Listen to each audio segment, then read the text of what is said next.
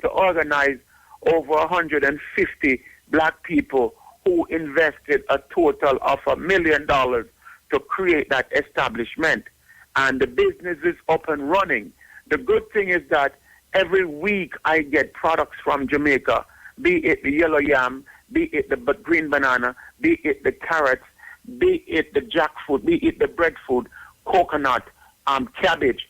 We get those products from Jamaica. And as we grow, we'll be taking a lot more products from Jamaica. The impact we have made so far, we're working with a packing company here. And because of what we're doing, we're able to hire 5 people so far in Jamaica.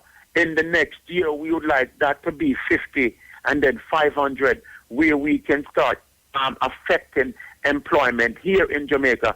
This is the land of the Honorable Marcus Messiah Garvey. And anything we're doing in the United States, we want Jamaica to play an intricate part of it, because this is where the UNIA started by Mr. Garvey in 1914. Yeah, all right. The warehouse, the intention is to spread it out in different states, right? Of course. All right, tell me now, why you tell the Jamaican people? Because, as I said before, I was very impressed with it, and I really would have liked it big, it get bust out. So I really have to get as much promotion as possible. Tell the people, if they are interested, for instance, if you have a product, because there's a lot of people here have product. You have Rootsman, you have man who have package everything. If you don't mind shop, you go out a man to go be and get all Jamaica sunshine in a bottle. Why you tell the people them in Jamaica, how can they get involved with this venture that the UNI have in New York as it relates to their products? What is the criteria? How you sort out what should happen and what should be possible? What you're going to take? How them going get them money? How you going to get them things in the market over there? Just give a full run up, because I think it is very important. Yes, to actually bring the products in to the U.S., a lot of times the farmers, they don't have the certification to bring the foods, but they grow the foods. What I have done is align myself with a packer with an FDA and USDA license who is licensed to ship foods to the U.S.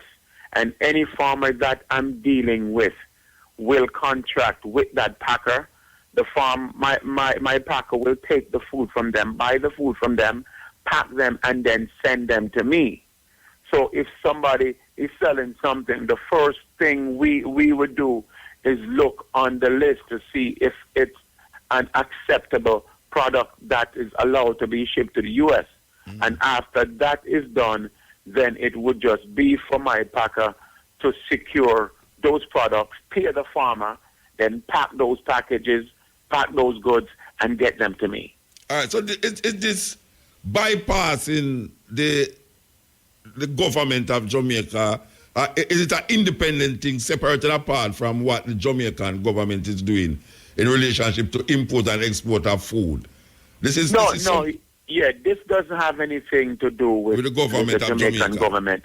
This is just us doing our business venture, and we want to make that link with the common man, yes, that as we grow, our people can have a market for their products. Yes. Because oftentimes farmers don't want to farm anymore because the market is not there. We're creating that market.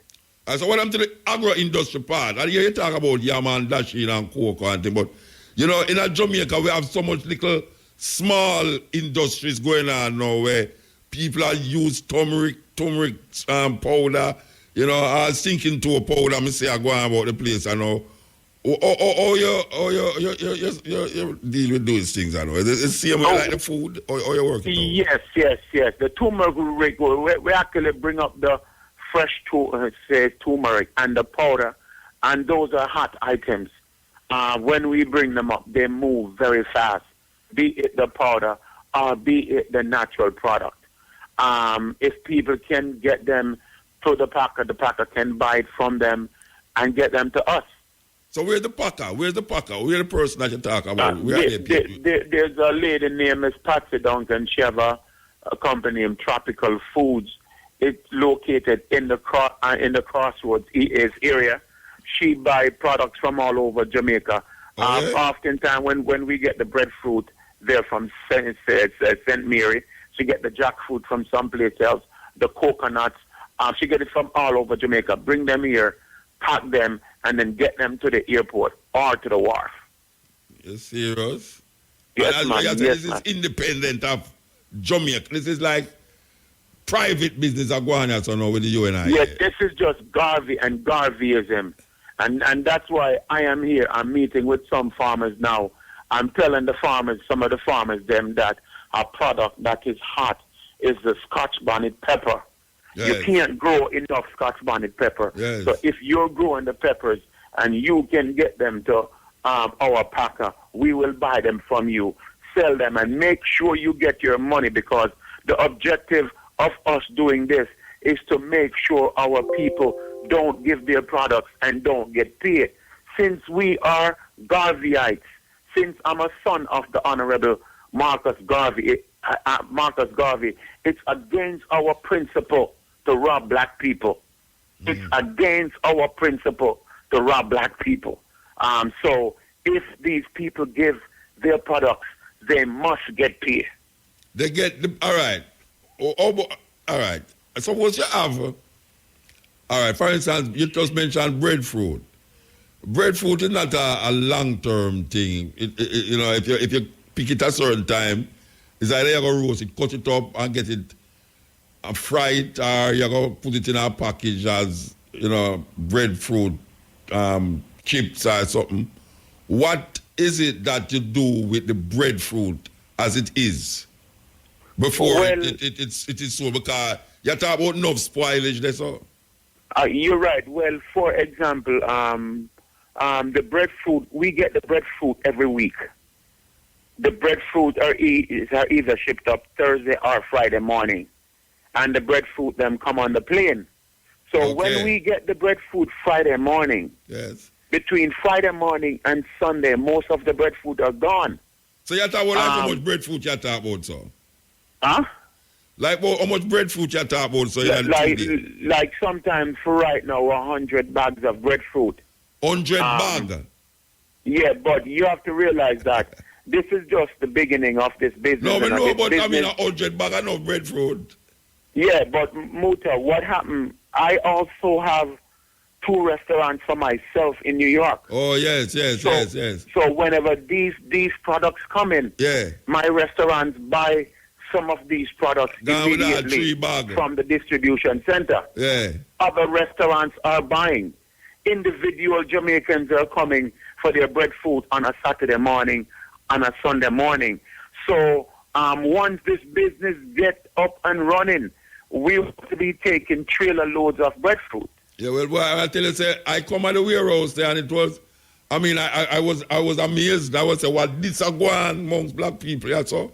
Especially Jamaican, this is going independent of anything else. I mean, this is like, yeah, man, I really support that. All right, come on for the food thing now. Tell me, what is it that the UNI is doing now in relationship to the Pan-Africanist movement, the connection with Africa, the connection with the Caribbean here, the connection with England, Europe, and with black people there? What is your move now to really structure something? My move right now is to shore up the UNIA. And since I've been elected, I've traveled to Canada, I've traveled to the various states them to shore up the UNIA. Definitely had to make sure that I am in Jamaica, because Jamaica is the birthplace of the UNIA. But we realize that what has been somewhat a lacking thing in the UNIA is economics. Because when Marcus Garvey built the UNIA had industries, created institutions, and that's why we created the Restaurant Owners Corp we're talking about. Because while culture is great and we need our culture, while politics is there to advocate for certain things, if economics is not there, those things cannot function. Yes. So we're bringing the economics in it, and Yes. that's why we're making that difference. But I also realize that when we start pushing economics, when we start doing what we're doing, we cannot just get the money at 9 o'clock and by 5 o'clock we're keeping it for ourselves. Yeah. We have to make sure it serves our community. And I'm going to be traveling to everywhere where Marcus Garvey had a UNIA division, and that's why I'm in Jamaica right now. I'm also from I was born in the Grand Spend area of Jamaica, Yeah. and I want to use the UNIA and the warehouse, the distribution center, to help certain poor communities in Jamaica and the rest of the world by making sure that the UNIA in these countries and these cities are very strong. So that's why I'm here to offer my help to Brother Golden and anybody else who is doing the work of Honorable Marcus Messiah Garvey to shore up the UNIA, because the UNIA is the only thing that really ever worked for us. Marcus Garvey said, what man has done, man can do. And this is what we're doing, shoring up the UNIA positions all over the world. And it must start with Jamaica. Okay. Well, I don't know if I'll see you tomorrow or I'll see you Sunday, but I hope I'll see you one of them there. Will you be there? Will you be here on Sunday? Yes, man, I'll definitely be there on Sunday. I'm looking forward. I just need to know what time I need to be there. What time is the program? 6 o'clock. It starts 6 o'clock in the morning. You can come 10 o'clock Saturday night if you want to. Okay, so it starts on the morning. It starts so 6 o'clock in the morning and go until maybe 1 o'clock, 12 o'clock in the night. Yes, and I want to let you know, I'm bringing the Garvey message to the Grand Spend area tomorrow evening at 5 p.m. Okay. All the people in the Grand Spend area, if you want to hear the voice of the Honorable Marcus Messiah Garvey, I am bringing that voice to people of Grand Spend and Chartwood and Cassava Peace and Barbican. Where are you going to be? I know you're talking about the area, but where is the place that you're going to be? It's going to be at the Chartwood Teachers College. Okay. At 5 p.m. tomorrow. Okay. And we're asking every Garvey-loving person to come out as we bring the voice of Garvey back to Jamaica. All right. I don't know if you want to do this because I know you're going to have a rush if you give out a number here. But the rush is that for those farmers or people who is doing packaging and things, because we're talking about now going to America, you have to package your things properly, write the ingredients on it, and not just a little thing where you just chaka things now. We're talking about official thing and go on now, right? We are say, for those of you who's listening and is interested, can you tell the people the contact in terms of the movement of the goods and services to New York there? Of course. It's a lady named Patsy Duncan. Yes. Her packing company is in the Crossroads area. I can give you her number because it's best to speak to her, because as you speak to her, she can let you know what products are okay to sell and what has to be done to the products before they can be shipped to the U.S., because the U.S. have some very strong rules, strong rules and regulations. So we want to make sure that a person know what is to be done even before they bring the food forward. All right. So you're going to get the number? Yes, I'll give that number again. It's Patsy Duncan.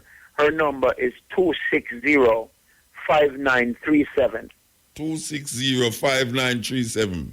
For those of you who is interested in getting your products into the New York market and other places, but it's starting with New York now because that's where the headquarters is for this goods and services movement, and we hope that it will venture into the other states. You know, a big thing called Jamaicans there, Florida, Jamaicans there, all over America. And if you can get your products in that market, amongst black people especially, because this is a thing about empowering African people.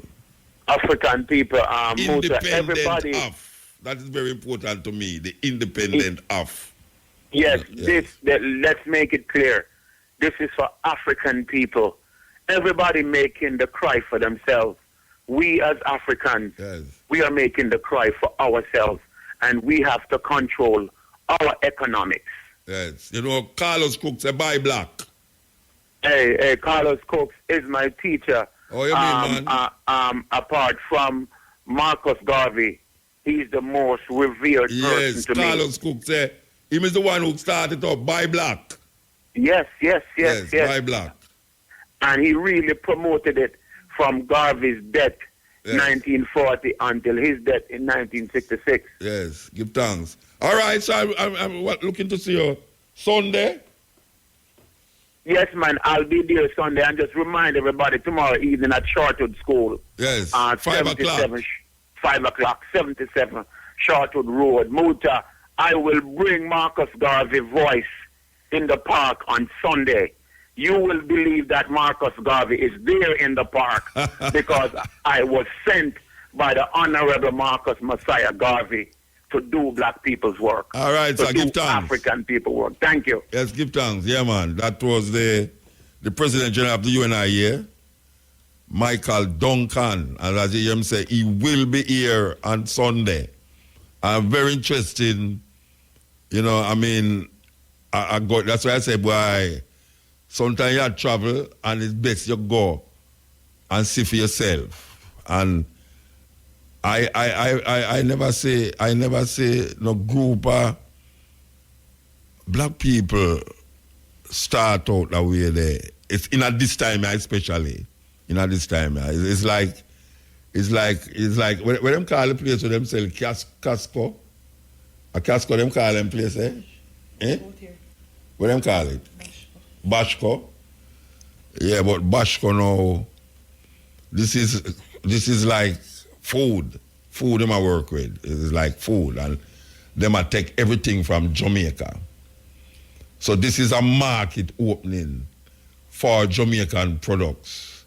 But on the next level, can you imagine if this is successful and it reaches Philadelphia, Washington, you understand? Virginia, go right down and then go right up. Vermont, Maine, go into Canada and then place there. When I talk about the market for Jamaican products, and here's a group now we say, right now, we are going to do it for ourselves, independent of government aid and loan from this and loan from that. Them come together, you know. It's like a group of them come together, you know, and put them on. You see them put $1 million in it, I bet about US dollar, and start this warehouse. I mean, like, it's a big warehouse, you know, and it can extend itself even more. That is economic progress. That's some you love see it. So, it's a start, and we love when you start, because the glass can full, and then you look on the glass full rather than look on it a bit half empty or half full. A lot of people look on the glass half empty, half full. We have to look on it full, and we are going to full it. And we love the move. It's not just talk, it's move. Because I see it. I see the products them are come from Jamaica like boxes on top of boxes are coming out of the warehouse. I mean, like, wow, you know them way there? So, yes, of course. You have Grace Kennedy. If Grace Kennedy had do it, why, you understand? Yeah, man, give thanks. The Cutting Edge and IRFM, so much things. We want to, you know, we usually bring out this 5 to 11. Well, we're late with it, but it can't late. It's still step with Cutting Edge at the part. Pat Clark. Welcome to Jamaican Roots and Culture. I'm Pat Clark. This week we're commemorating the birth of Jamaica's first national hero, Marcus Messiah Garvey. It's therefore fitting to pause and reflect on the life and work of this great man. Talking about Marcus Garvey, Marcus Messiah Garvey. Born in St. Anne's Bay, Jamaica, on August 17, 1887, Marcus Garvey was the youngest of 11 children. Garvey moved to Kingston at the age of 14, found work in a print shop, and became acquainted with the abysmal living conditions of the laboring class. He quickly involved himself in social reform, participating in the first Printers' Union strike in Jamaica in 1907 and in setting up the newspaper The Watchman. Leaving the island to earn money to finance his projects, he visited Central and South America, amassing evidence that black people everywhere were victims of discrimination. He visited the Panama Canal Zone and saw the conditions under which the West Indians lived and worked. He went to Ecuador, Nicaragua, Honduras, Colombia, and Venezuela. Everywhere, blacks were experiencing great hardships. Garvey returned to Jamaica, distressed at the situation in Central America, and appealed to Jamaican's colonial government to help improve the plight of West Indian workers in Central America. His appeal fell on deaf ears. Garvey also began to lay the groundwork of the Universal Negro Improvement Association, to which he was to devote his life. Undaunted by the lack of enthusiasm for his plans, Garvey left for England in 1912 in search of additional financial backing.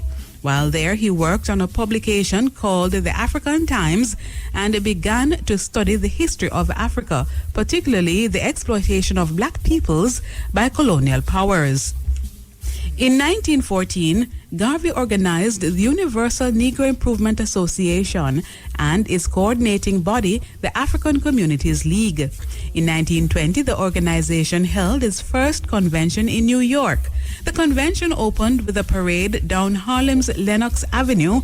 That evening, before a crowd of 25,000, Garvey outlined his plan to build an African nation state.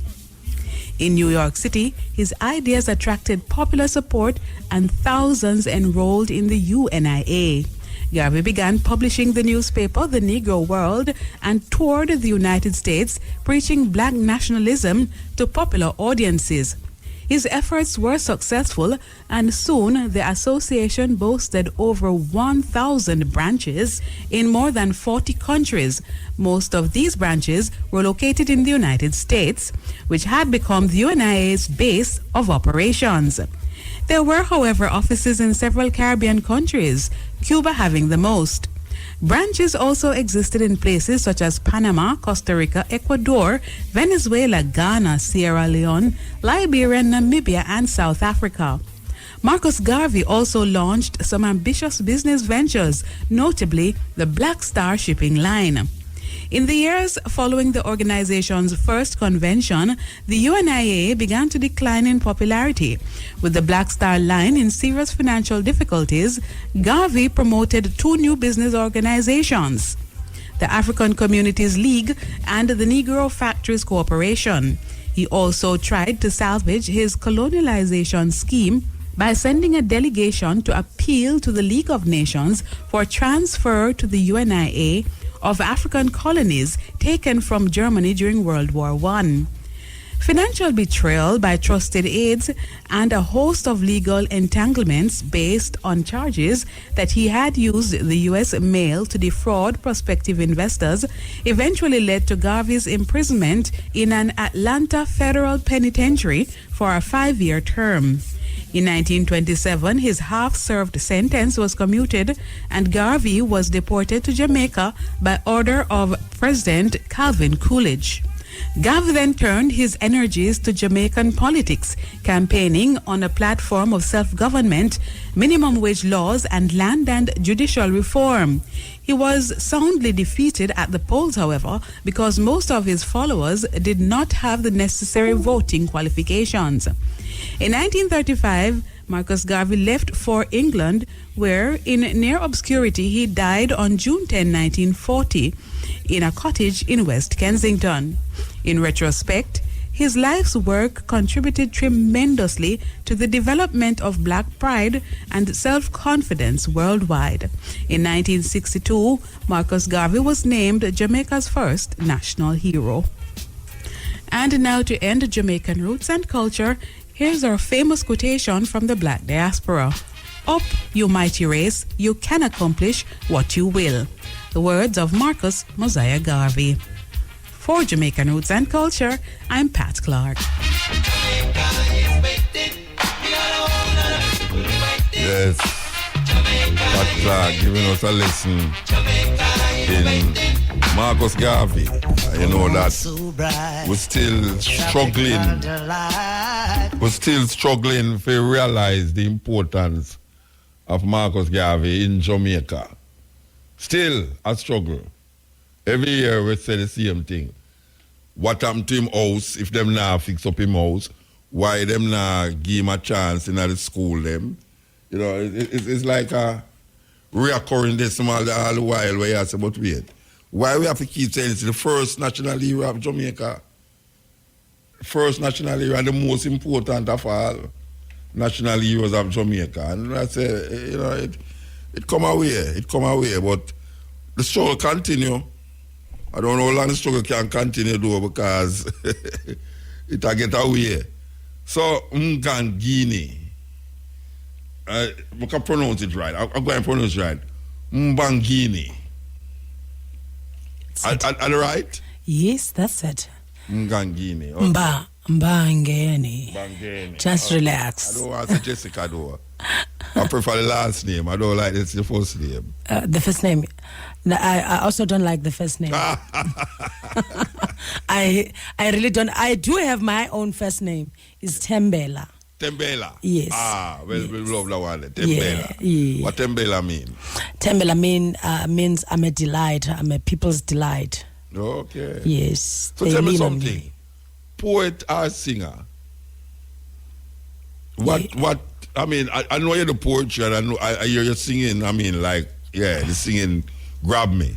You know, so what you are more famous for, poetry or singing? Well, I'm both, and I'm powerful on both. I'm gifted on both. But when I was a little girl, I knew myself as a singer, just a singer, because I was only exposed to poetry from the books. The likes of S.E.K. Mkai, K.S. Bongelas, J.J.R. Jolobe, so the Imbongi, the praise singers, the oral praise singers were not, we're very few, and actually we didn't have in our village. So I think we did have, it's just that our people were ashamed of showing their authentic traditional practices because of the Pentecostal influence around us.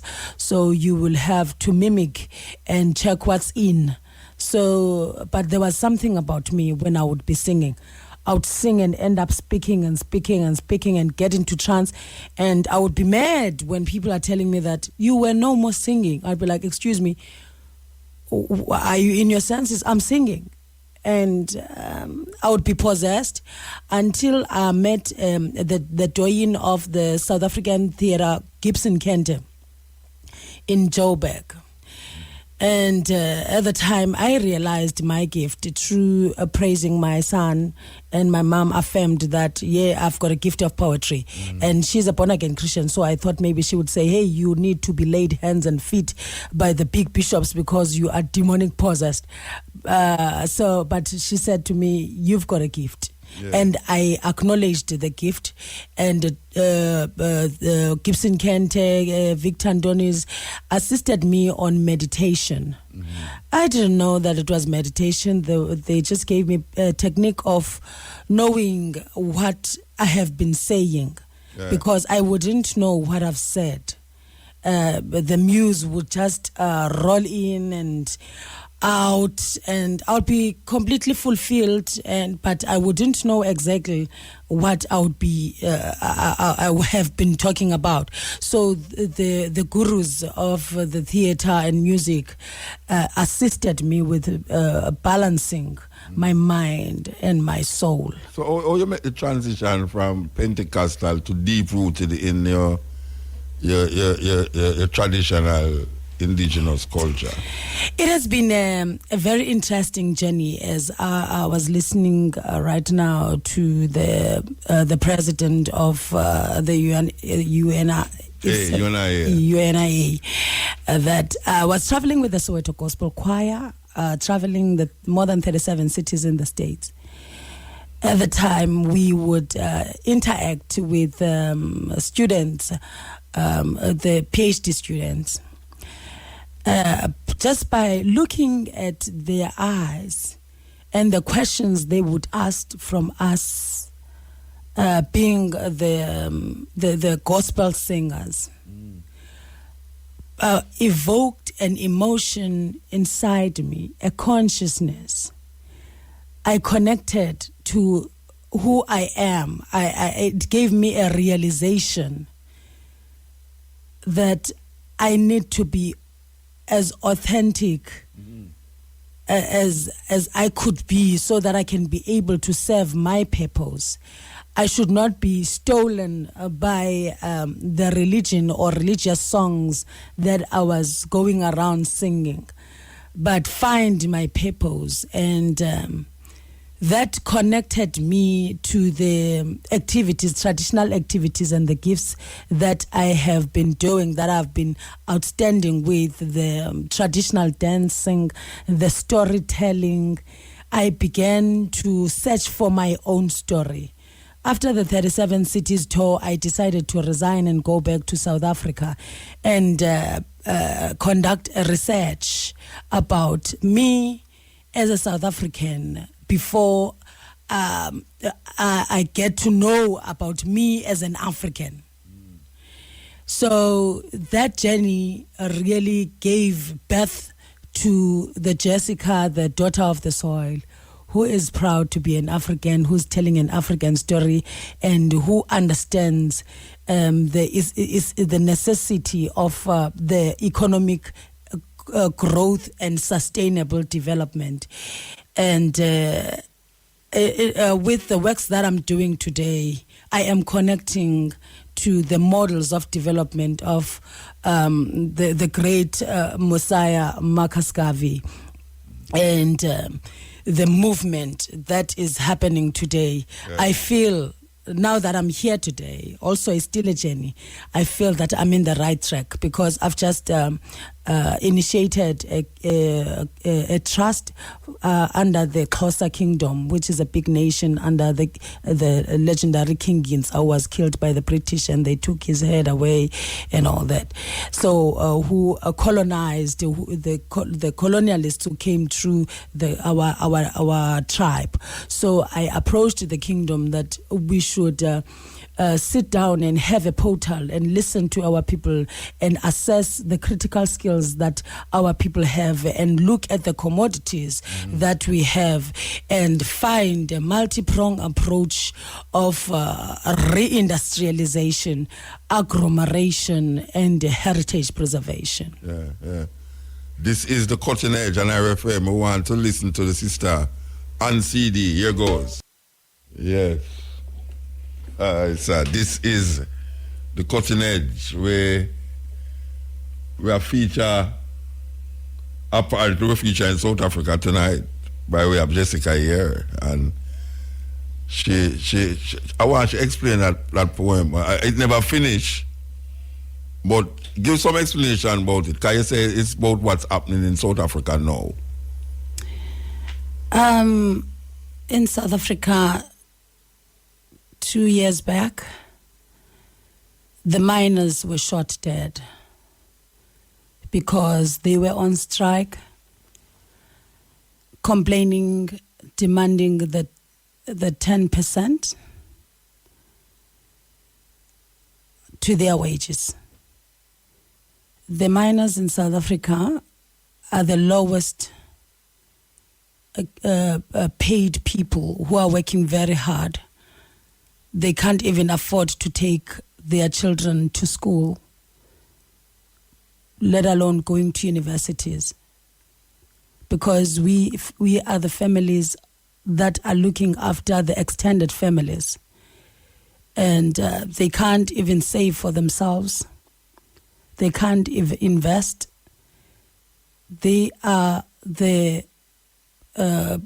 actually the low-class community of people that are doing a great job, a risky job, working in bad conditions, terrible conditions, but they are not looked after. Their lives are always at risk. There are no nearest hospitals around the mines. When they've got infections, they normally die of tuberculosis and rheumatism and a lot of diseases. And they die young, leaving their children with nothing. So they were addressing those issues when the superiors of the mine owners decided that they must be shot dead. They couldn't come and listen to them. The unions who were representing those people were denying knowing them. They were selling their brothers' souls. They couldn't protect them. And they had no guns, but they were gunned down. It's our brothers. It's our fathers. Yeah. It's happening right in front of us. And in this poem, I'm just actually saying the mines should be closed down. Yeah. Because they are not serving the purpose of putting bread on our people's tables. Okay. You know, we heard about it and we was following it up. You know, and it really did sound away from here, from this distance. This is the cutting edge. The time is 12 o'clock. This is the cutting edge. You know, you're from Durban or Johannesburg? I'm based in Johannesburg, but I'm from the Eastern Cape in Ngamakwe. Okay. It's near Amtata, near Kuno, the Nelson Mandela's home. Yeah. So it's just 30 kilometers away from Kuno. Yes, that's where I come from. Deep rural areas. Yeah. Where the Governor Mbeki's, Thabo Mbeki's father was born. Thabo Mbeki's mother is just 15 kilometers away from my home. Most of the political activists are Steve Biko, which is, I think Steve Biko is 2 hours away, 120 kilometers away from my home. They are coming from that region. You know, I don't remember if it's 3-4 years ago, we did a portrait tour from Cape Town, Johannesburg, Zimbabwe, Malawi. There was a sister there that we became good friends. And she was 9 months pregnant on the tour. Lebo Mashile. And oh gosh, man, leave Lebo Mashile. Yeah. Lebo Mashile. I mean, it's one of the sweetest poets. Yeah. A year, man. We became good friends. And as the tour finished, she had a baby. 9 months pregnant. Imagine she had tour. And every night she take the stage, man. May I tell you. So I really want to play this poem for you. Oh, thank you. From this season, Michelle. Wow. Trust me. I love her. Believe you me. And for say a daughter 9 months pregnant on a tour. Wow. And then as she done the tour, so she give birth. Yeah, Lebo Michelle. Sweet, trust me, sweet. And dynamic. Yes, yeah. And dynamic. Okay, so how much CDs you have, by the way? How much CDs you released already? I have released 3 albums. Okay. The other one is the one that has got a live DVD. I should give you the copy of my live DVD. Okay, all right. Yeah. What is Igoli? Igoli is the title of this story about Joburg. Joburg is regarded as the city that changes people's behavior.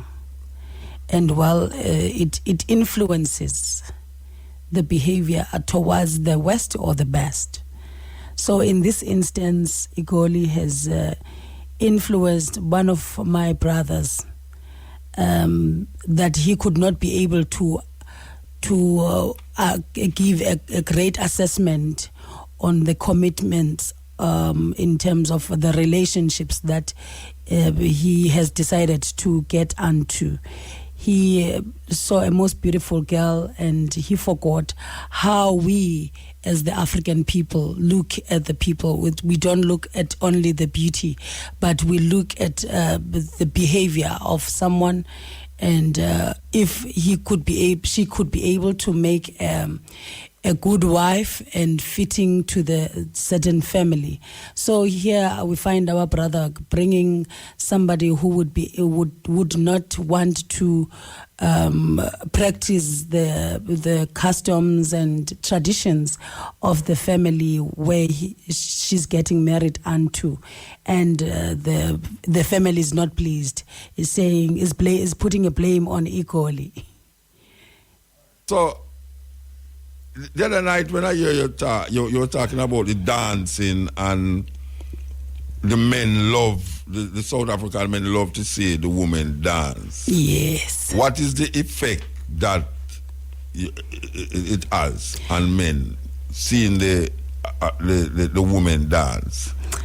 The dance is the rhythm of the character that balances. Women are influential in the spaces, and when we talk of the domestic violence today, actually it's not the men that are driving that. We are very influential on triggering. It's either beauty or the worst scenario. So dancing is the most beautiful thing, and it brings good vibes within yourself as a person, and it balances your soul. It stretches up your character. It brings charisma. So we need to show the beauty. That's the beauty of a woman, by bringing a great charisma. So when a woman doesn't smile, makes things worse, because we are living in the world where there are worst scenarios. So we are the flavor, we are the flowers of the nation. So even our walks are really enhancing the soul, the mind and soul. So we need to dance. Let's just sing and dance. And through the reason why I decided to make this song that is tragic, actually, because these people are rejecting this woman. I've decided to make it to have the dance rhythms. It's all because we say in our Xhosa culture, even if kufiwe kuyahlekwa, that means even in death we smile, and in death we laugh, so that we can be able to register and respond instead of react into such, so that we can be able to address these issues. So when we create a beautiful atmosphere, we are able to address the issues of every day.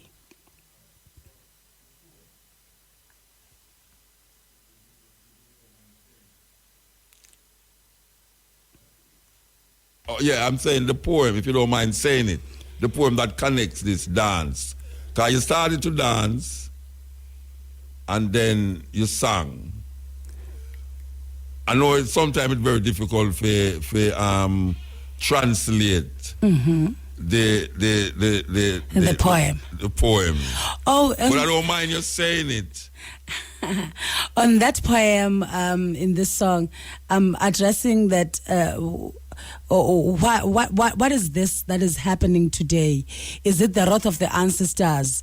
Is it the sins of our forefathers that our sons are unable to see and see beyond their eyes? What is it that we have done wrong? So that means I'm calling for the nation to go back to its roots. So we call it Ibuyambo Mzwakuwetu. That means go back to your roots, oh beautiful nation. So you're going to do the poem? Please come again. Are you going to do the poem? Sing the song. Yes, I can do it. Well, I can do it. The floor is yours. The floor is yours. This one for Ikoli or the other one? No, the other one. Yes, the other one. Okay, the other one would be the. You just caught me off guard. All right. The other one would be the tribute to Marcus Garvey. Yes. Yeah.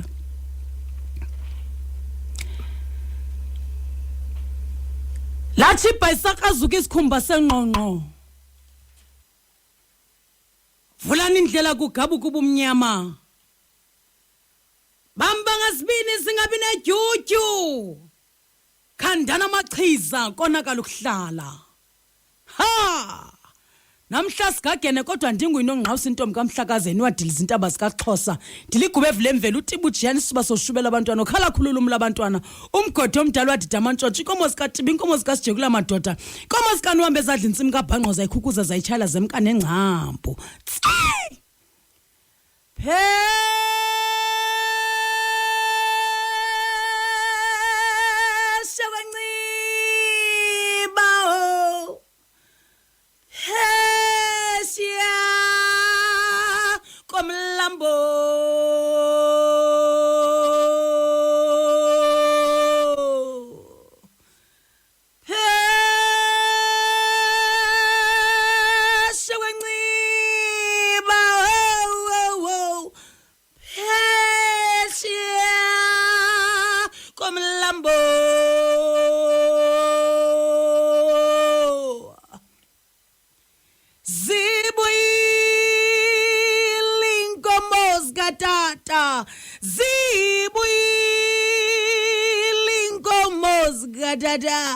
zibuyila inkomo zikatata beziyolobala mavila owe haye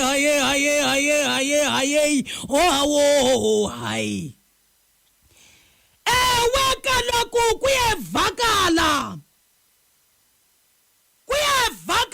ukungahumla kwengwevenentsiba ingqeqanentsiba aw ingqangenentsiba yakwamakhasi Mosiah Gavi ewe kaloku kuyevakala ukugungqa kwamathambo egorha leAfrika nguye Marcus Garvey owazalwa ngomhla we-17 ngo-August ka-1987 kwagquma kwazamazama umhlaba kwaqhephuka amatye lafipha lilanga kanye nezinkanyezi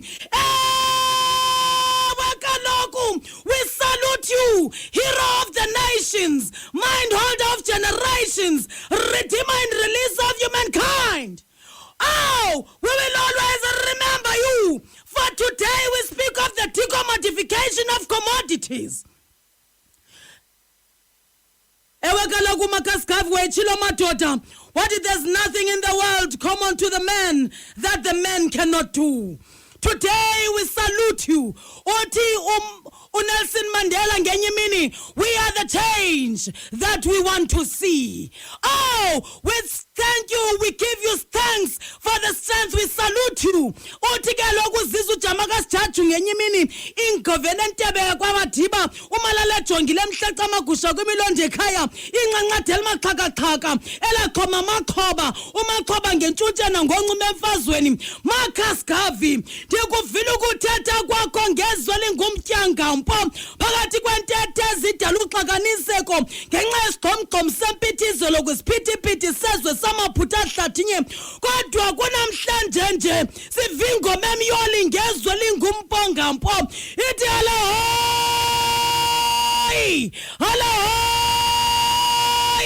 halohoyi hom hom mazijike ziyantilini aphela amadoda kuhlatywa ngumkhonto ngqukuva. I am an African. But I tell you, it's weird that most of the things they say I don't understand, but I feel it.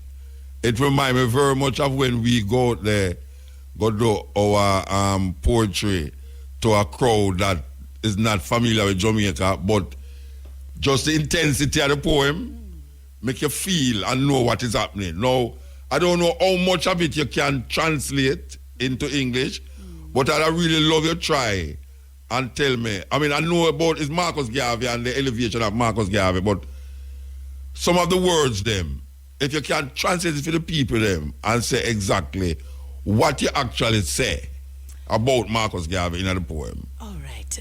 What I'm saying, Marcus Garvey is our pride, who has left us with the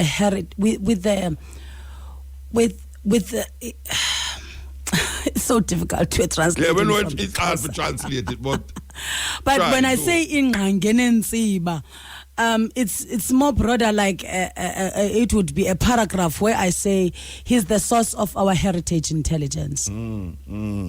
He's one of the divine philosophers who, even today, we are still able to drink from his wells of life. And to us, his death was not actually the death, and we don't regard him as dead, because he has incarnated through us. He has incarnated through all the African sons and daughters, wherever they are. You would ask yourself that there is no model that is confirming my mind, but what is this voice that is speaking through me? And it is the voice of Marcus Mosiah Garvey. And Nelson Mandela's and the great Martin Luther King's, Malcolm X, have been drinking all those from his wells of knowledge and wisdom. And today, it's us and it's our responsibility to take on. I'm so glad to receive such a model of development tonight, and I'm looking forward to hear more on Sunday. Africa is going to change, and we are the changers of the world. Wherever we are, it was the dream of Marcus Garvey for the African Americans to go back to Africa, but I'm saying today we are going to make the change wherever we are as the African people in the globe. So Africa is wherever we are. Jessica Mbangeni. Jessica Mbangeni. Yeah. From South Africa. Yeah. Music of Azania, South Africa. Jessica is here in Jamaica. She performed at the Poetry Festival that took place on Saturday night? Sunday night. Yeah. You're going to do some poems Sunday? Yes, Sunday I'm going to give a full good set of 30 minutes. I'll bring 30 minutes? Yes, South African flavor. Yeah, okay. And at night as well, in the reggae night, I'll be performing another 30 minutes. So you know that you're going to have at least 10,000 people in front of you. Please come again. They told you that you're going to have at least 10,000 people in front of you. Woo! They didn't tell you? They didn't tell me. They didn't tell me. It was like 300 people like that other night, 100 and 200 people like that other night? Woo! And the vibe was so big. All right, listen now. You see what you did the other night? Yeah. Imagine that 20,000, 1,000 times more. Oh my goodness, I've got goosebumps. I'm serious. It's like, it's that place that you just came in. Yeah. There will be no place to walk out there Sunday. Trust me. You can't. I mean, you'll have to be escorted through the crowd. We're talking about like, you see that road out there, it's going to block. Yo. The road going black from the gas station go right up to the town with people. Trust me. So it's a big crowd you're going to say your poems in front of. So I don't know how them never tell you. I don't know how Yasus never tell you that. Yasus, why you scared? Woman scared or Rasta? Oh, Yasus, because they're waiting for you to tell me. Yeah, or they're waiting for me to tell you. Yeah, otherwise maybe I would have been in bed by now and be like, woo, in Jamaica, such a biggest crowd ever. No, serious. Like, I'm not exaggerating. It feels home. It at feels least home. 8,000 people, 10,000 people. I'm so glad. Inside and outside are here. So I'm so glad. It's nothing compared to what you do the other night. Nothing compared. This is Marcus Garvey. This is the largest Marcus Garvey celebration in Jamaica. From ever since its inception, it's the largest Marcus Garvey celebration. So you have to prepare for it. You have to prepare for it. So we give thanks for your coming here. But I want to ask you something though. Zuma, as a sister who seemed to be steeped into the politics of South Africa, what do you think of Zuma? Because we hear that they want to impeach him, we hear that they want to arrest him, we hear that they want to do all other things. What do you think of Zuma, the president? President Zuma has got... taking from the exile, the times of exile, I have been around the greats that I've observed some differences from the exile during the time South Africa was fighting for the freedom. They were fighting for the same vision, but in different ways, having different objectives and different ways of doing things. While today, and those people had their own groups and camps during those times. And OR was trying to bring them together, to bring unity among the African National Congress. And OR was the umbilical cord.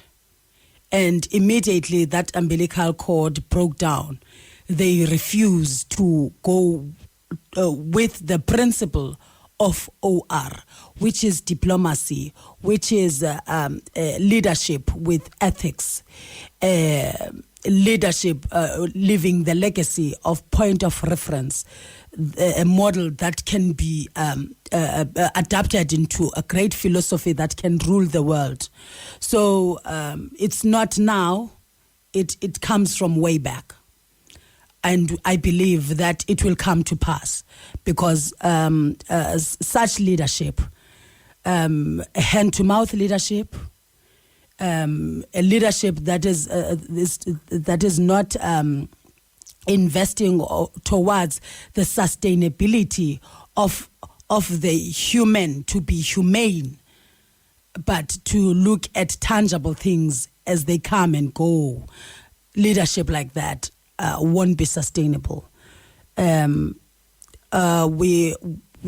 look at the brains behind the Nelson Mandela was Thabo Mbeki. Yes, Nelson was the icon of humanity, but when it comes to the model of leadership, the Africa that we want to see is still something even today that we are able to engage the whole African continent and the world at large. So we should, the leadership that I'm looking for is the leadership that we are able to sit down and say, we have, and scale ourselves and not be ashamed and say, this is how we are going to rate the leadership that the African continent wants and the legacy that we want to create and the leadership today. So you think that you think that Zuma has disappointed the legacy of Thabo Mbeki? Definitely.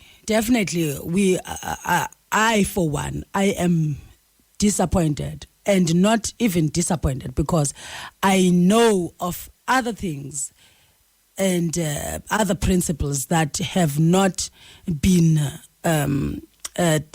implemented from exile. They had differences from the exile. So I know with the peer pressure in South Africa that we want to see, we want to eat, we want to do what they have done to us. It's like paying a revenge to the white supremacy. And it should not be like that. When you rule the country, we should not be paying the revenge, but we should try to be diplomatic and change and make a change that can be sustainable. But as we speak, there are groups of militias, white militias, who is organizing themselves with the belief that there going to come a time when the blacks in South Africa will rise up to really gain not only political power, but even the idea of land and the basis of power, which is land. I think there's a lot of, well, I've read and I've seen different videos of them training them children to really, for the future to come, where they actually believe that blacks won't be satisfied with them position right now in South Africa, even though they are politically motivated. But there's more that they feel that blacks want. What do you think about that? What I know is that it was not only the black people that fought for the liberation struggle of South Africa. There were white people that were against the apartheid regime. There was IDASA that was in partnership with the African National Congress. So now that it's not now that they are grouping themselves against what is happening in the country. It has been long there that there were white South Africans who wanted unity, who wanted development and equality. And I think we should join hands. Our history should be told right and not on the one-sided, so that we can be open-minded and have this unity in diversity, achieve the unity in diversity that we are looking for.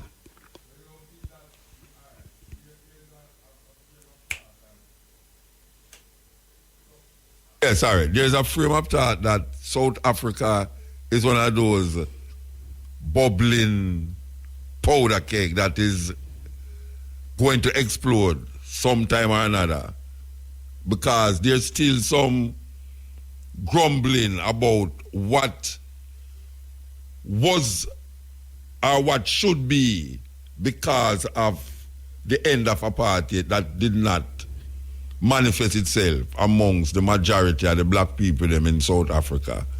They feel that black people in South Africa still have to fight that fight for total liberation from the apartheid regime, which still exists economically in the country. Or you see that? Because when I talk about the militias, and I'm talking about militias who is organizing to fight a system, I'm talking about militias who believe that black people is going to rise up against white people in South Africa and continue that fight that them feel never end because of Mandela. Some people feel that Mandela brought forth a kind of pacify the struggle. And there's black people who is feeling that Mandela pacifying the struggle don't mean that the struggle end, because Mandela says, or Mandela bring about this what they call rainbow thing, because there's blacks now who feel that Mandela is not the end of it. Yeah, there are, and I'm so glad that we've got now partnerships with universities, with the Institute of African Renaissance by Thabo Mbeki, to conscientize our black people that it was just a break that Mandela has brought for us to have discussions about the Africa that we want to see, not only South Africa. South Africa will be developed by the models of development by having conversations with other parts of the African continent and with experienced people, because the models of development are bringing what you call are bringing solution, are bringing conversations around the economic, because it's economy that divides the people. We want money. They always say money is the obstacle. So we want money. So I believe that these conversations through these institutes, creating industries, balancing the curriculum will the decommodification, the decolonization of education will definitely bring up the soldiers that can be able to take on the baton from the Nelson Mandelas and take it forth and further and create successful Africa that we want to see. So where's Winnie in all of this? Please come again. Where's Winnie Mandela in all of this? Yeah. That reconstruction, that movement for the new South Africa. Where's Winnie in that? Mama Winnie, right now, she does make a little difference because she's a role model. She's been there, but we are telling more stories other than we're telling the stories of her experiences, other than giving her the platforms and take note of the wisdom she has, because it was not only the end of the fight when they were fighting and we gained the freedom, the South African freedom. I think we should give her the platforms as well, as long as she lives, to guide us and to guide women, to guide girls, to hold hands, to bring unity within the gender spaces and be the well of life and the source of wisdom. But because of the propaganda of the ruling parties and the portfolios, we tend to ignore those conversations with her. Yeah, this is the Cutting Edge on IRFM. We continue the journey. Like a very popular song all over Africa, been done in many different African languages. You know, the idea of South Africa and its, what them call business partners. What do you think about the move from America to China in a South Africa? Because we hear that the trust now is that America is no longer the main business partners with South Africa, but China is. And they have this thing we call BRIC. I don't know if you know about it, BRIC. Yes, I know about it. Brazil, Brazil, India, Russia. Where the country again? Oh gosh, my brain not function. But there, apparently, America is no longer the main trading partners with South Africa again, but China. What do you think about that switch, that change? The negotiations that are happening between South Africa and China is that the Chinese must bring the machinery because we've got the commodities. And they should bring their skills so that our people can be skillful and we can be able to, the 60% of the economy could be able to remain in South Africa and so that we can exercise the regional integration among the African continent, because also there are policies that are being developed around the African continent so that we can be able to trade our commodities amongst ourselves. So the Chinese are able to listen. There is a certain exercise that is happening. There are skills development exchange. South Africans that are being identified, champions who go to China to learn the skills and come back to the country and teach the others. The system of cooperatives so the trainings that are happening, entrepreneurship. There's a lot of entrepreneurship that is happening in skills development. So I think it's a much better mode of development to trade with a partner that is able to develop you instead of taking from you. You are feeling that the partnership with China is a much better relationship than with America? Yes, it is, because it gives a sense of pride on who we are. We have a chance of influencing ourselves, other than being the spectators of our own commodities, of our own products, and just export them as raw and original as they are. And when they come back GMO. We are looking also at the pharmacy industry, that we should be able to manufacture our own medicine in South Africa, because we've got health scientists.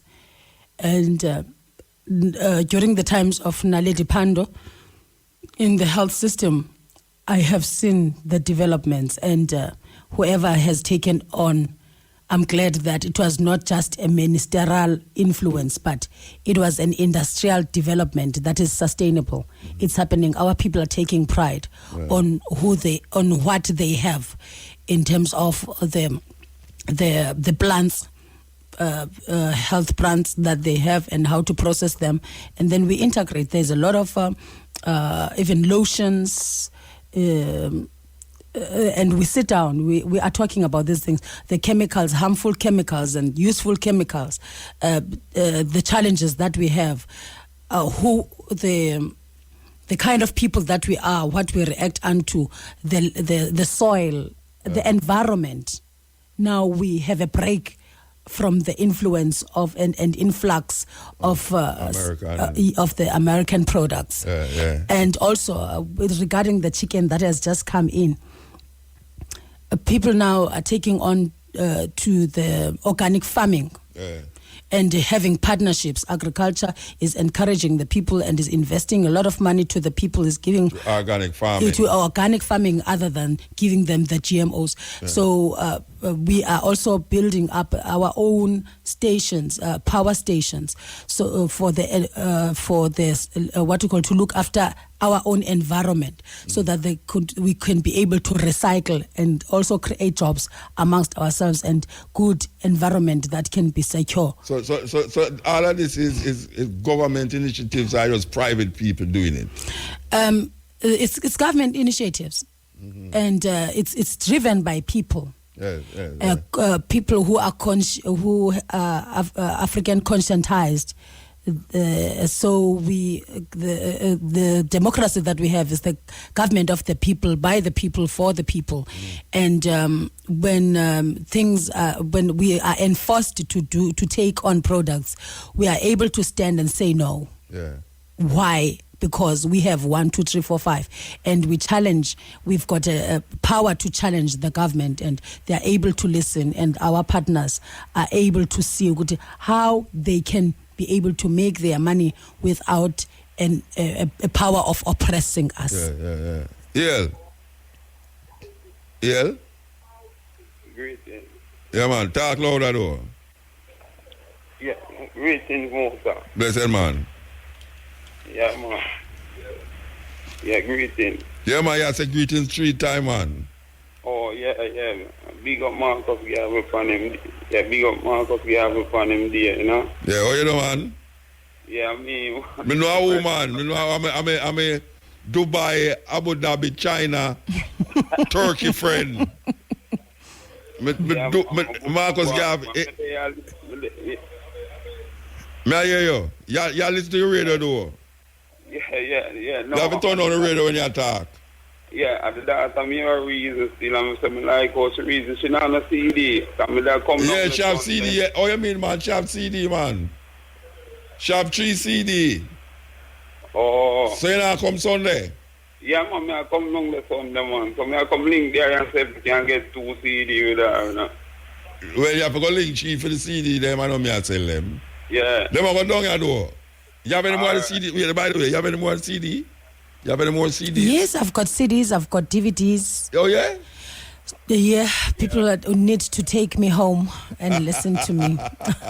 And even read about the people that I've worked with, because it's very important to create the industry. Yeah. The credits. So we should be able to play live, bring live feel, expressions, collaboration, so that we can have the industry and create new formulas. And actually, I'm looking forward to a great collaboration with the Jamaican artists. And it's coming true. It's coming. All right. So you hear that, Virgin? So you have to come quick because I don't think it's enough shavu. It's not a lot of CD shavu. Yeah, man. As more left for Marcus Garvey word, you know. As Marcus Garvey say, you have to have confidence within life, you know. Yes. If you don't have confidence, you are twice defeated in the race of life. But with confidence, you have won. You win before you even start. Yeah, man. All right, sir. Give thanks, yeah? Yeah. So how you make out to the shop there? Like how them the lick it down and thing, why? You must recover, you know. Yeah, man, I recover, man. Because you know, every failure is a stand up to, you know. You understand? Of course. Yeah, man. We're glad for you still. All right, Bridget, give thanks.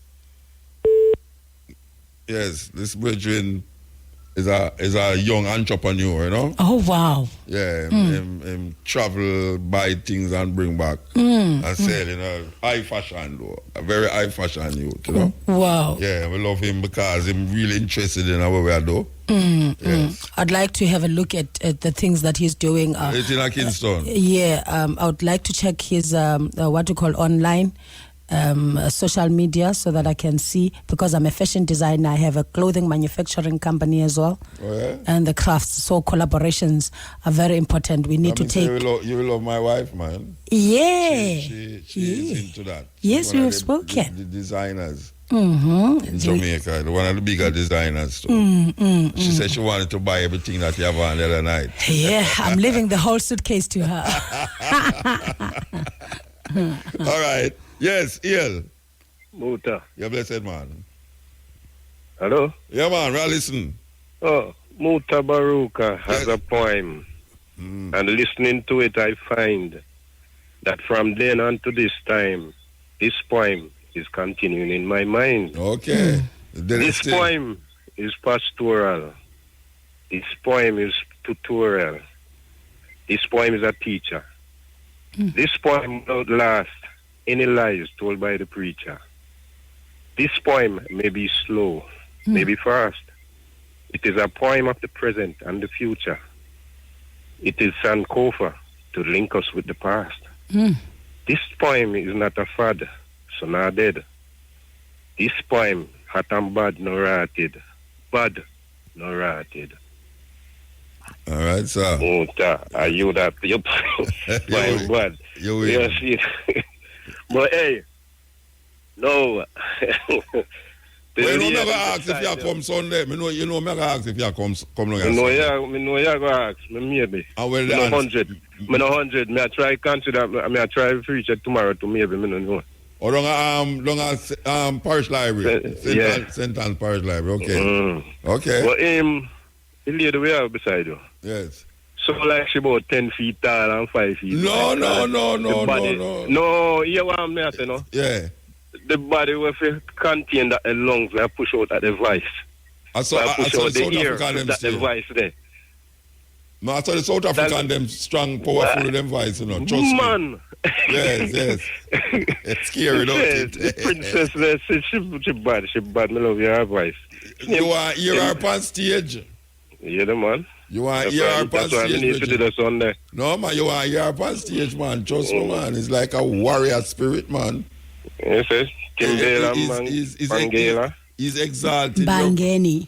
Bangeli. Ni. Bangeli. N-I. Nora. Bangeli. N-I. N for Nora. Oh, Timbela Bangeli. Yes. He's exalting your voice. Say your voice is like the sound of many waters. And that poem is Jessica Mbangeni. Who's what? That poem is a future. Yes. Okay. Yes. All right. So, talk, man. Talk. Oh no. No, ask her for me. I don't remember. In your your language is what? Hausa? Yeah. Okay. Click language. I don't remember how to say hello. You don't remember how to say hello? In Hausa, in Xhosa you say molo. Molo. Molo. Yes, molo or porter. And you know, when you hang up the phone, you're going to forget the word. Probably because, you know, I used to know up in Jacksonville, Florida, they have a lot of prince and princesses from South Africa go to college up there. Well, they used to back in the 80s. You know, and I met a couple and I was trying to get that because Miriam Makeba, I tell you. her click, she did the click song, no? Yeah, man.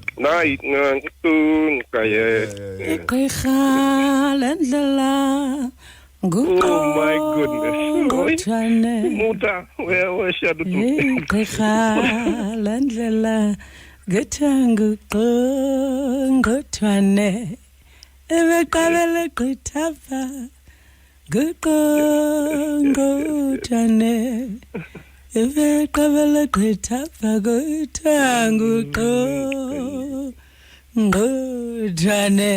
Yes, ever since I was small, I love that song. I love it. No, the meaning, but you know, but loved it. Loved it. Used to love to see, like any shows I used to watch with, you know, with dancing from down there and all that. Used to love it. Just love it, so. All right. You know, I know a lot of people on call still. Yeah. But Muta, just before me go, Yeah. you know,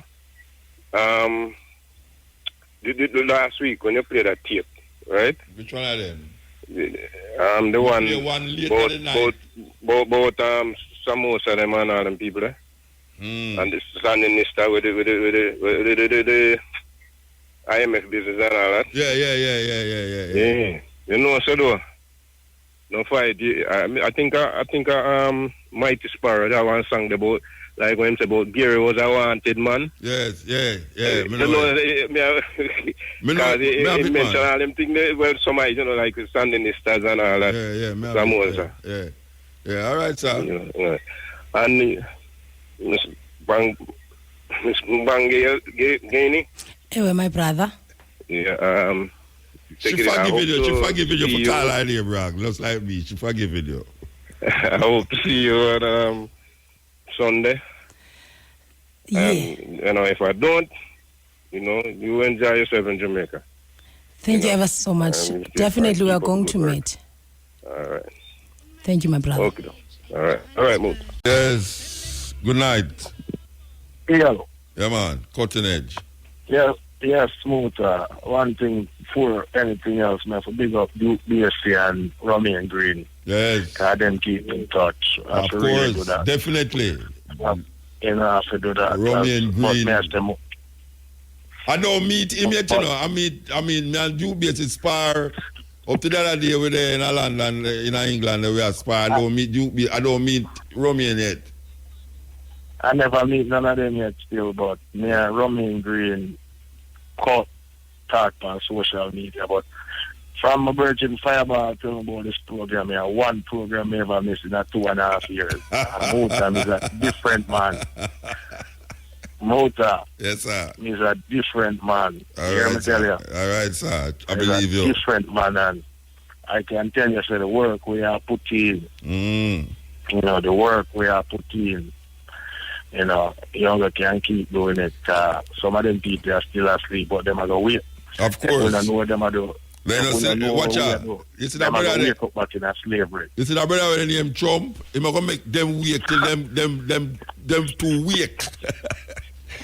But I remember me calling and tell you, say, I may say, no. Then the things I didn't want to win to.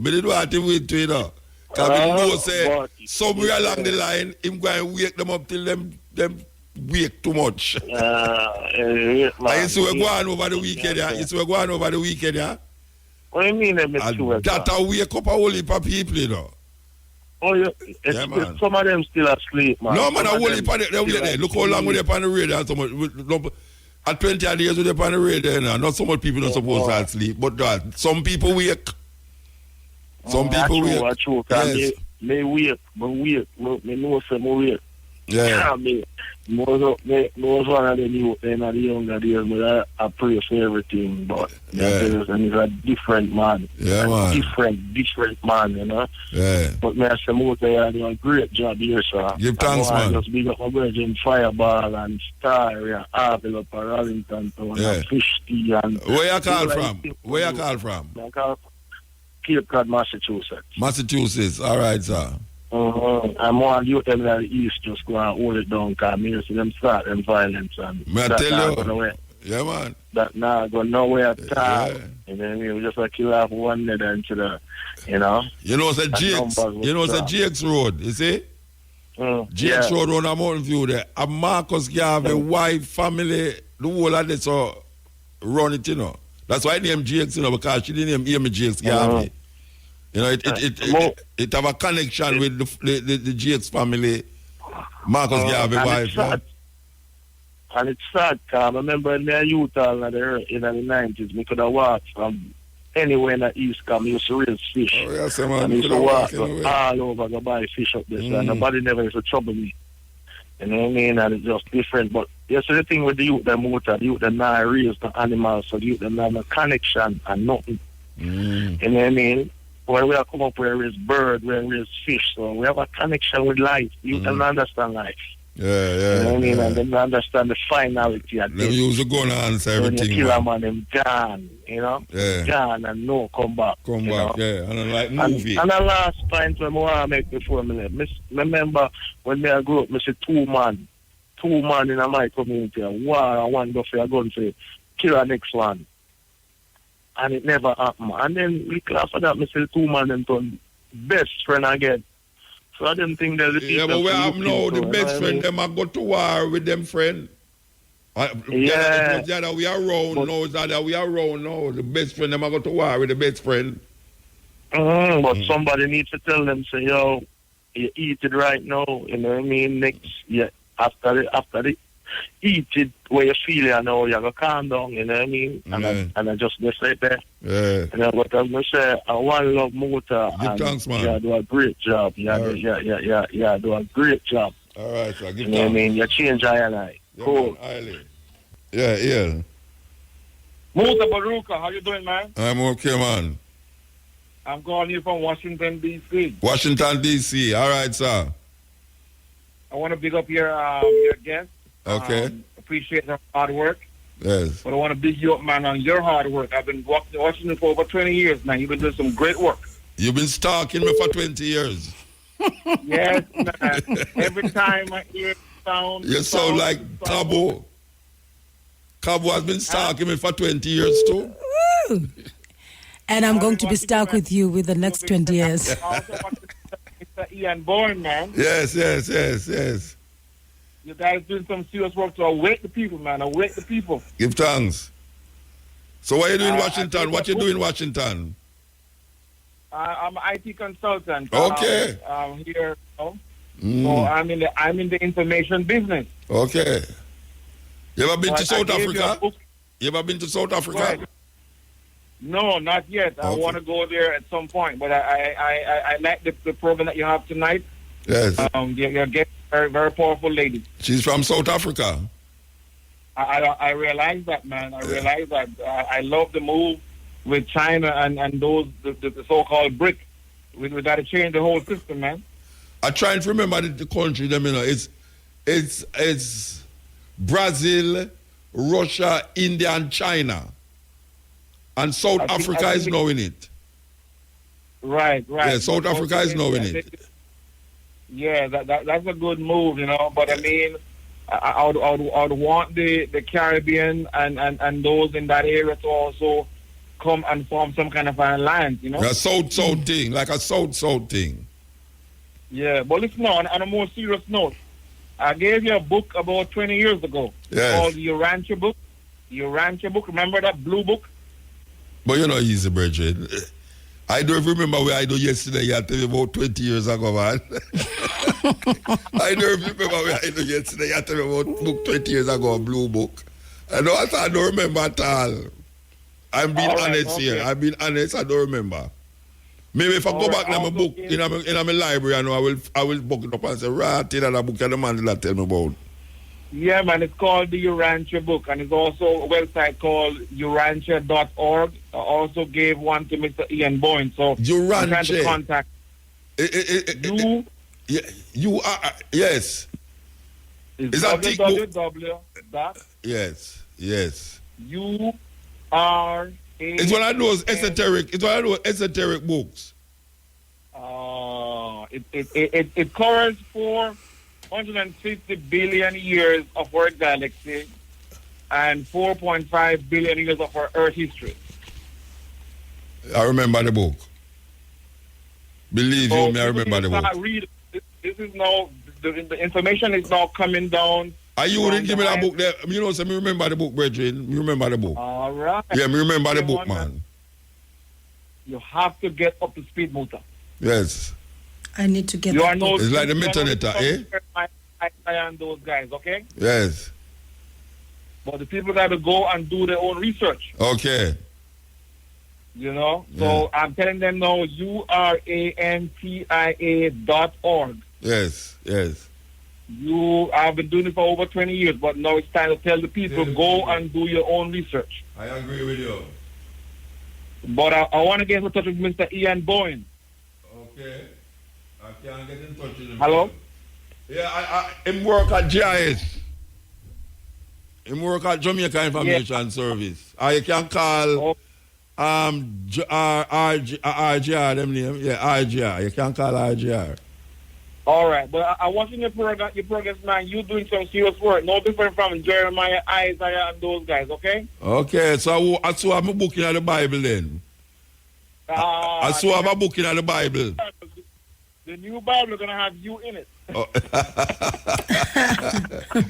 All right, sir. All right. Take care, man. Hard work. Keep it up, man. Do not let no one deter you, brother. No, man. I'm alive, you know. I'm alive. Because if you know what I know, at some point I'm going to have to link you and let you know what I know, okay? But I can't put it on the air. All right, sir. Take care of yourself, man. Respect. Yes. It's ill.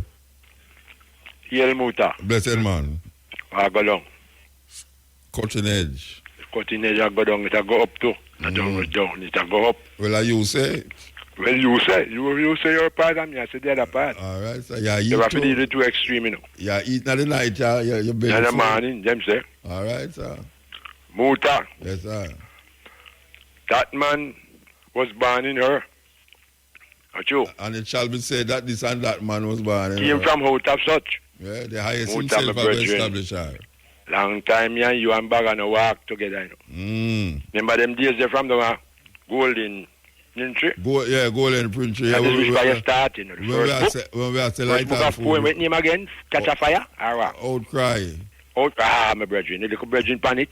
Yeah, Outcry. Alan Mutabaruka. Yeah. You see where I come from? Yeah, man. History. It's not a mystery. Me know who talk to me. Who talk to you?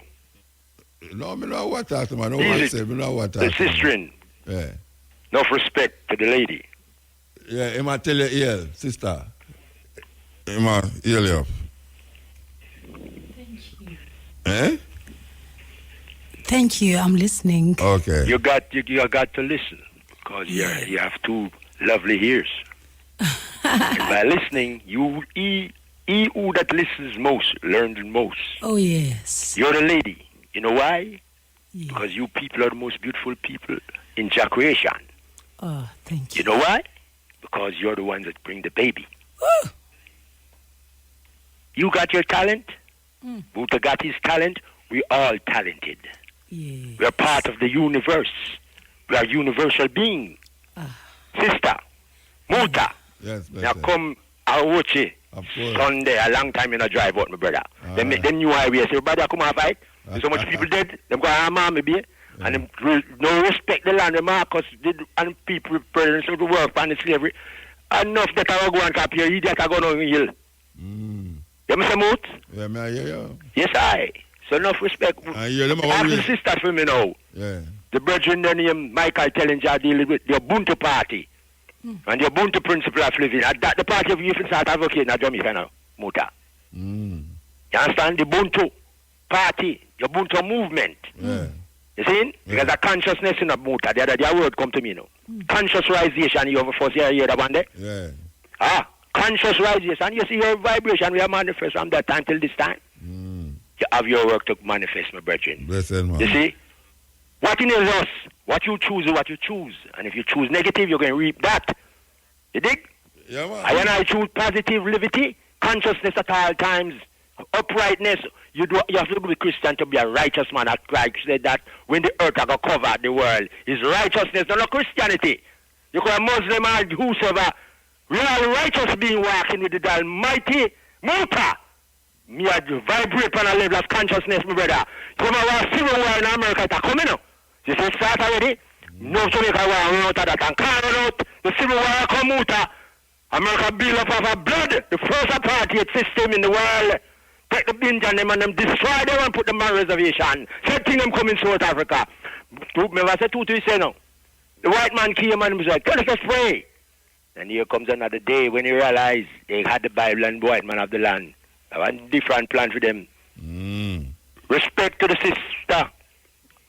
I asked if you know the place where them call Adam's Calendar in South Africa. He might ask if you know Adam's Calendar in South Africa. No, she said no. All right. In Rodonga, so, see a brethren named Michael Tellinger. We are showing what is sound, what sound can do. Sound levitate things, sound move objects, sound boil water, Muta. The brethren there is a giant footprint taller than Blumby, Michael Tellinger, in a rock. How are you going to look on that? All right, sir. Bless up. Blessed man, give thanks. Respect. Yes, sir.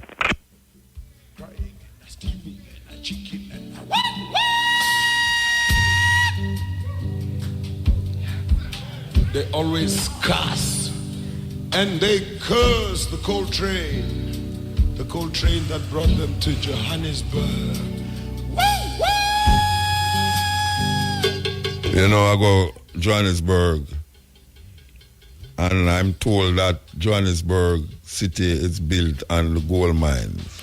Yes. And I'm trying to find the gold mines in Johannesburg, but I don't find out not to know. I know the diamond mine them there, outside of Johannesburg. Where, I mean, like a day drive. I know of diamond mines, but I try to figure out where in Johannesburg you can walk and find the gold mines then, because I am told that the city is built. You ever hear that yet? Yes, it's built on gold, on gold mines. And underneath, that's why there are a lot of earthquakes in Johannesburg that are happening, because there are big holes. So there are quarries. Now we are sitting on quarries. So hence we are able to build the Gautrain. We were able to grill underground. We are doing a lot of activities underground so that we can keep the what you call the ground active. So where do you go in Johannesburg to go into the mines? Where you enter from? Oh my goodness. I have never decided, because the Carlton Vales, which are around Johannesburg, are still active mines, and just the Johannesburg surroundings. And right from when you are coming from the airport coming to the CBD, you can see the big quarries on your left-hand side. With the gold residues? Yes. Yeah, I've seen those. But, so those gold residues is coming from the mines? Yes. Okay, there's a lot of residue here. I'm always tempted to go there, go chip a piece and keep it.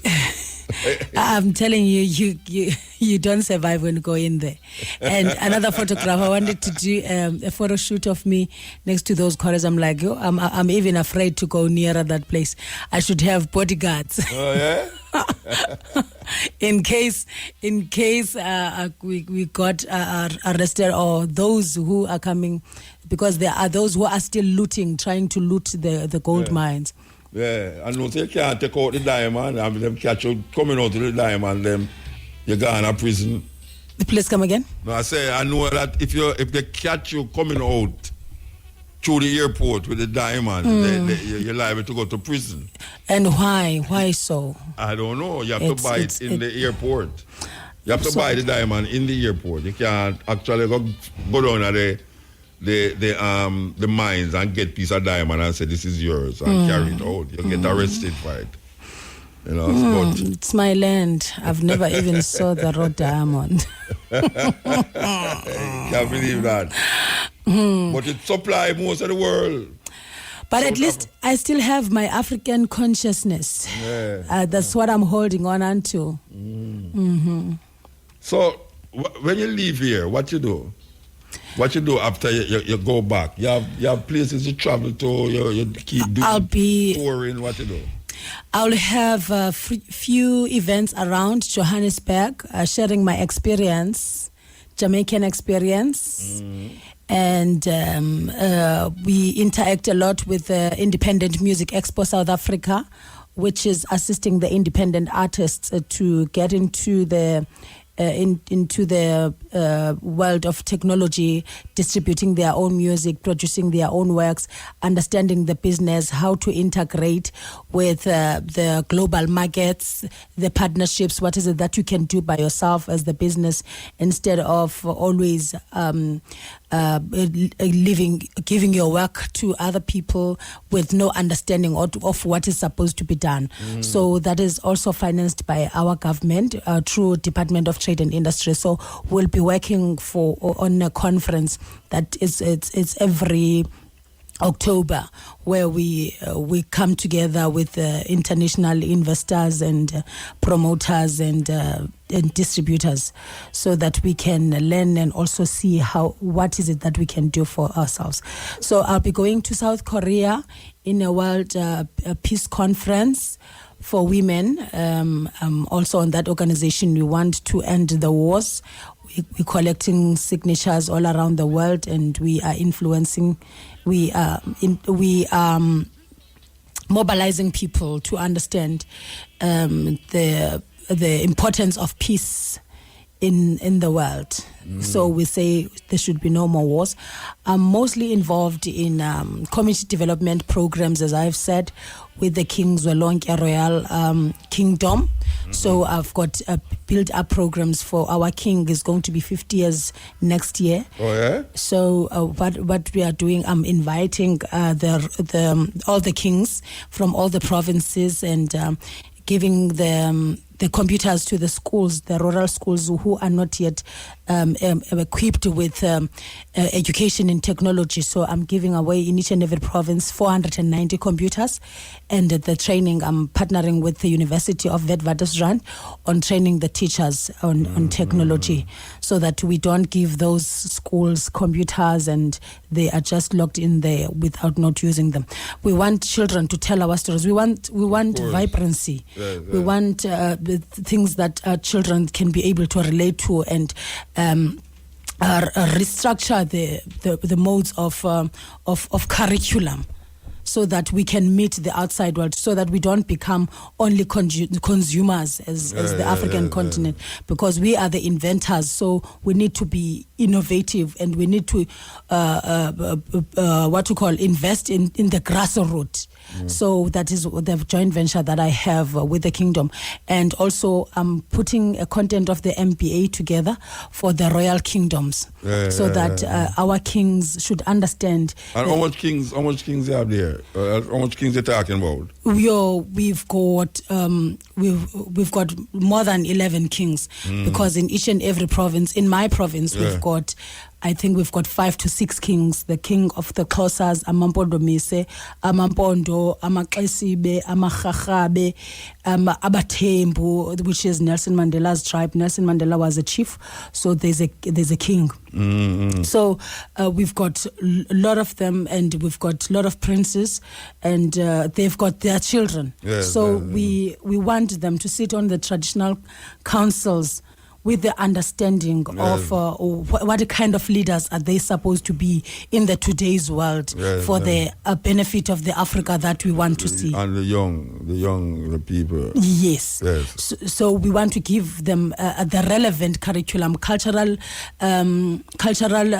communication, computer skills, financial literacy, which is very, very important because most of the people delegate to their offices not knowing what the expected outcome. So I want our kings to be able to lead, and our prince, and we need their royal kingdoms that are going to lead by example. And I want to change the narrative of always pointing to the government leaders, because we are the ones who are having the portal of the people that can say we are voting or we are not voting for this because this is what you want. But if you do not know what you want, you don't articulate, but you articulate the things that you don't want, it's going to be a problem. You are always going to be found controversial, and you will lead towards the lost generations to come. No legacy will be left behind. So I'm trying to change the narrative that if you are not informed about something, you will never know even how how to convey the words of wisdom. And we don't want kings that are going to always be put in the thrones and have strategic people around them and get the reports, and then when they have to voice out and influence for change, they are the ones, and then they become controversial because they are angry people. We want them. Our forefathers were on the forefront in strategizing for the wars. That's why they were involved on the First and the Second World Wars. That's why there was a sinking of Umendi, the ship.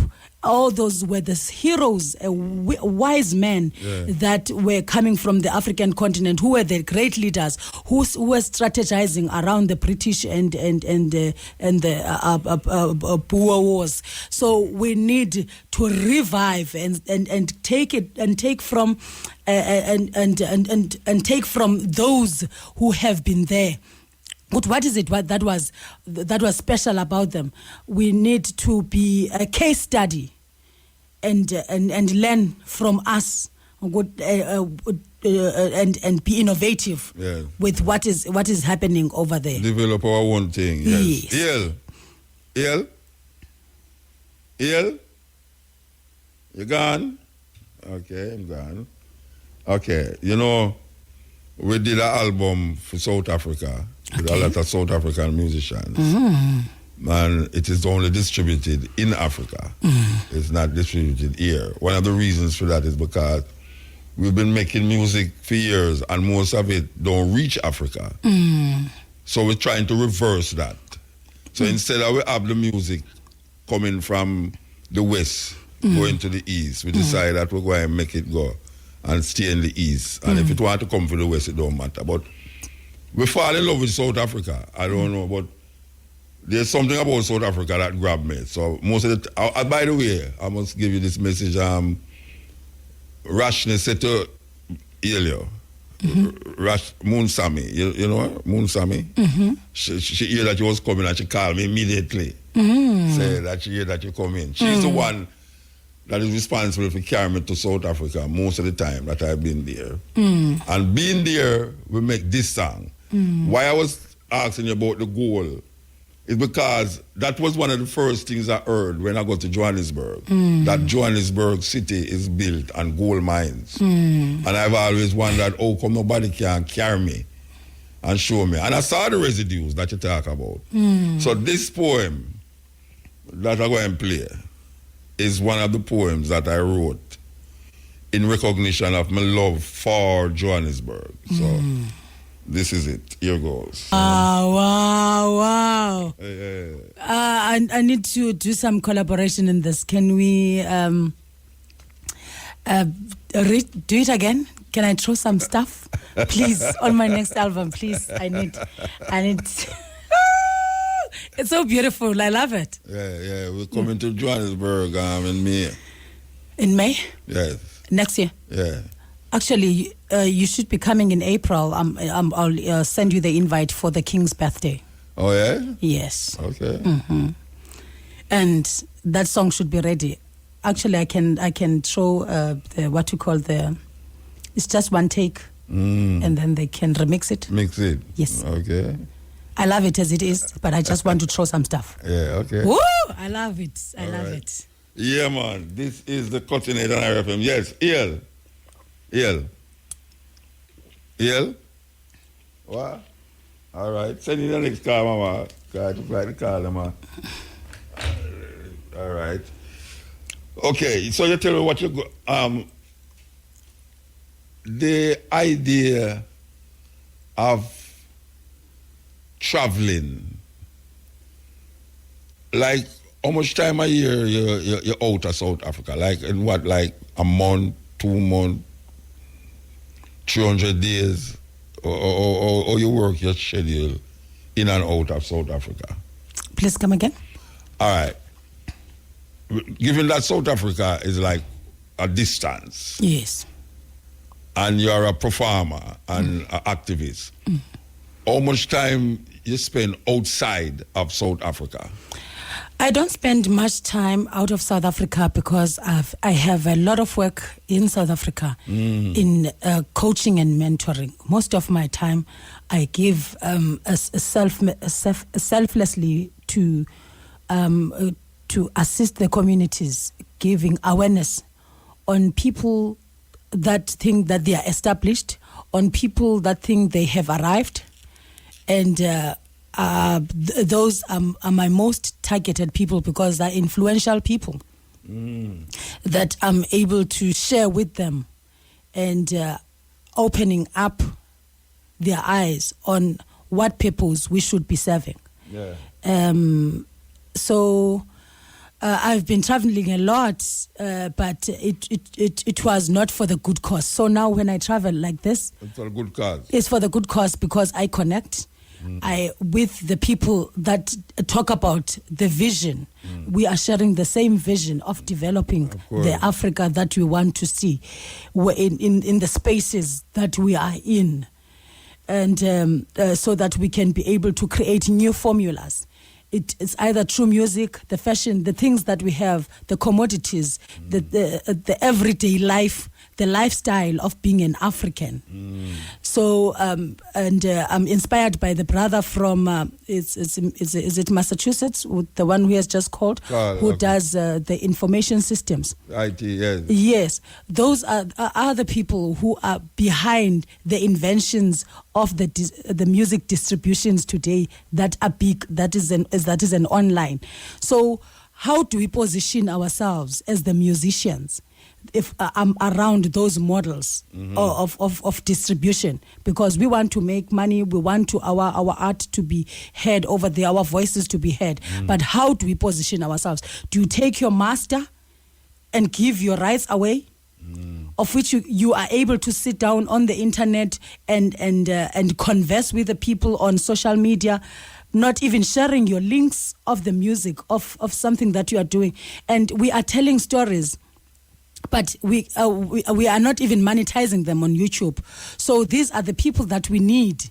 They must influence our universities here, that when you take this curriculum guidance, when you do this, do it every day. We shoot the videos and post them. And that moment, that is the data that is going. Somebody is making money, but when you are losing your intellectual property, somebody is hearing your story. So how can you monetize? Even 50 cents a second could make a difference. I just learned about that, and it's the bridging.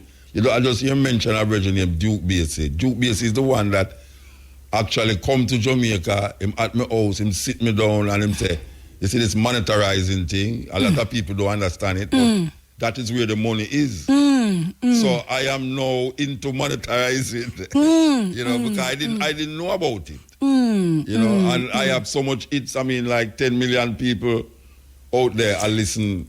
It's like really, you know what I mean? 10 million 1 cent is enough 1 cent. Imagine.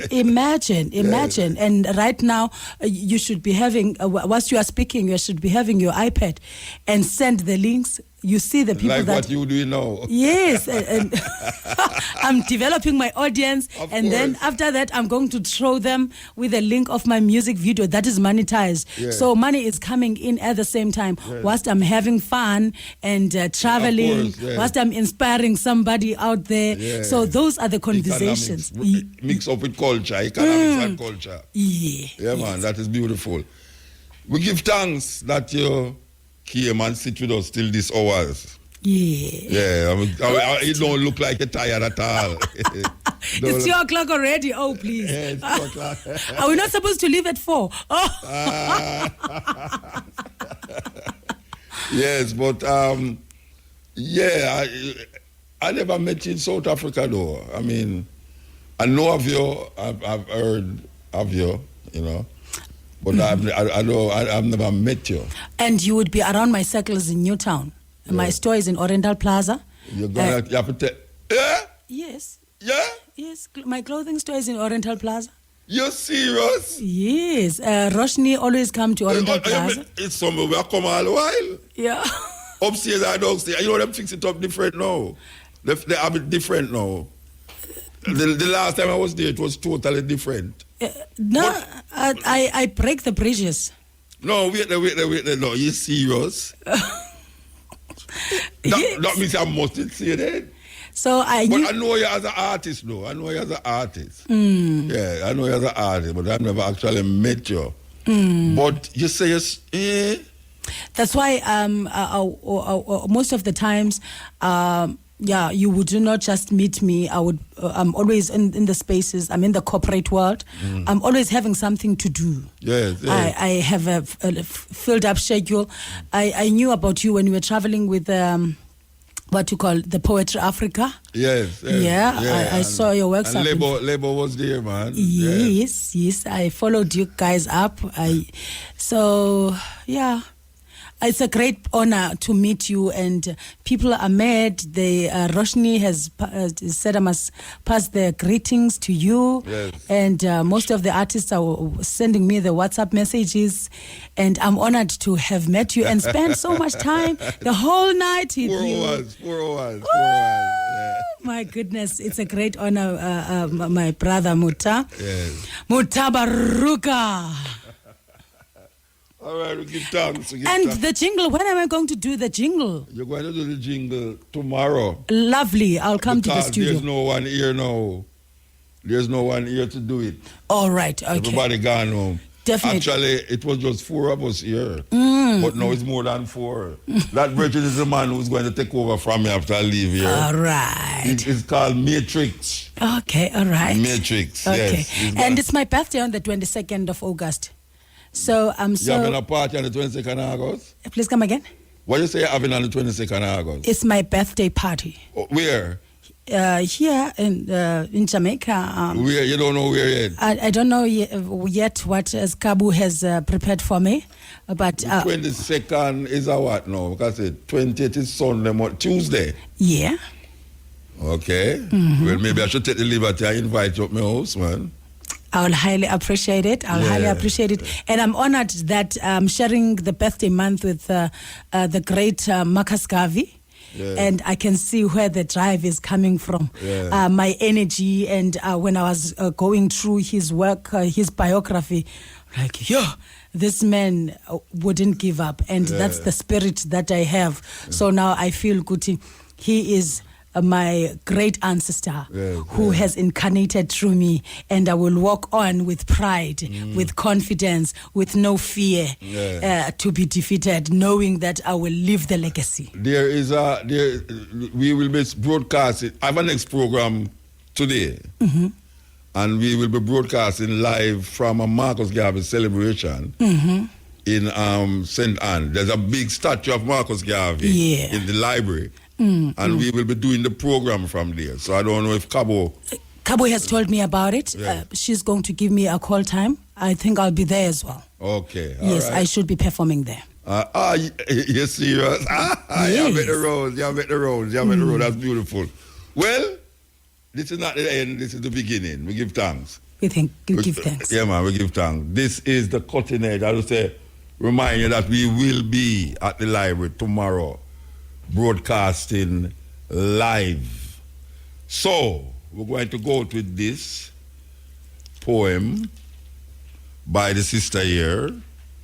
All right, this song and poem. She's a singer, poet, dancer, entrepreneur, designer. May I tell you? So here goes. Gone, gone. They want to give thanks to Sanjay. She was here, she gone. The operator. You see it again. Cardina. Ardina. But you say Ardina. Arden. You should say Ardina. Ardena. Mine Ardina, you're supposed to say that. For your dinner, your dinner, our dinner. My dinner. Matrix in the house. Believe you me. I got as we say, library tomorrow. Send on.